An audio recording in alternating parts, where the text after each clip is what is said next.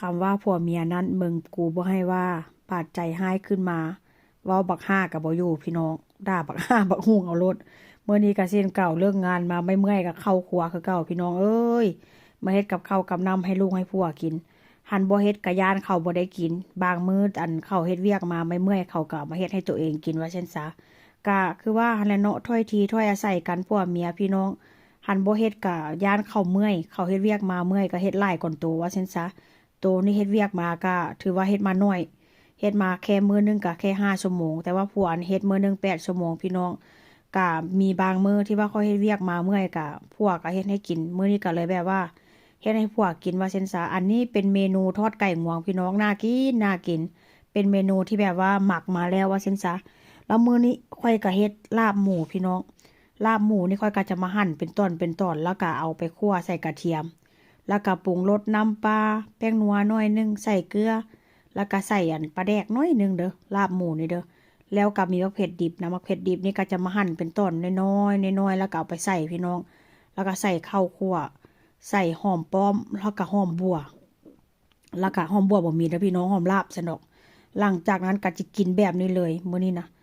เพราะว่ากับข้าวนี่กินผู้เดียวพี่น้องมื้อนี้ก็เลยเฮ็ดน้อยเพราะว่าผัวหันค่อยก็เฮ็ดให้กินแล้วผัวก็อีกเมนูนึงค่อยก็อีกเมนูนึงว่าเช่นซะมื้อนี้ก็จะกินกับข้าวเหนียวร้อนๆพี่น้องเลิกเวียกมาก็อ้าวดึกได้เลิกเวียกมาเมื่อใดก็ซั่วจิอาบนงอาบน้ำเลิกเวียกก็4 ทุ่มครึ่งแล้วซั่วจิมาอาบนงอาบน้ำพี่น้อง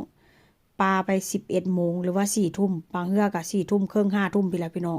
ซั่วจิเข้าบ่อนหลับบ่อนนอนเที่ยงคืนพอดีเที่ยงคืนกว่านี่ล่ะดึกปานใดก็กินได้ถ้าหากว่าอยากให้ดึกปานใดค่อยก็ยอมกินเด้อพี่น้องหันบ่กินมันก็บ่มีแหงบางมื้อมาเฮ็ดเวียกเมื่อยมาหลายก็บ่อยากกินหั่นล่ะหันบ่กินก็คือว่าหั่นล่ะเนาะมันสิบ่มีแหงเฮ็ดงานมื้ออื่นหลังจากเฮ็ดลาบหมูแล้วก็สิมาทอดปลานี่ก็อยู่ตู้เย็น2 มื้อแล้วเพราะว่าซื้อมาค่อนข้างสดเนาะหันจิจงไว้หรือว่าจิปาไว้อีกหั่นน่ะมันก็ค่อนข้างแบบว่าหลายมื้อมันสิบ่แซ่บพี่น้องถ้าหากว่าปลานี่สดๆมาซื้อมาสดๆแล้วจงหรือว่าเอาไว้ตู้เย็นหลายมื้อนั่นก็มันค่อนข้างจะบ่แซ่บได้มันค่อนข้างจะจืดคือปลาที่แบบว่าตายแล้วหั่นน่ะพี่น้องตายแบบว่ามันตายด้วยตัวเองหั่นน่ะเรามาทอดกินนะค่อนข้างบ่แซ่บได้มันบ่เป็นคือปลาที่แบบว่าเฮาฆ่าแล้วแบบว่า มันมันฆ่าเฮาฆ่าแล้วมันตายแล้วมาทอดมาเฮ็ดกินมันค่อนข้างจะแซ่บเพราะมันยังสดว่าซั่นซะแต่ถ้าหากว่าอันปลาที่แบบมันตายแล้วมาทอดหรือมาเฮ็ดกินค่อนข้างจะจืด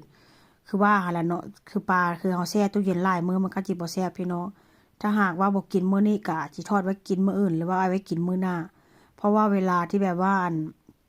ค่อยไปเฮ็ดงานหรือค่อยไปอันที่แบบว่าอันกลับมาหั่นน่ะพี่น้องเลิกเวียก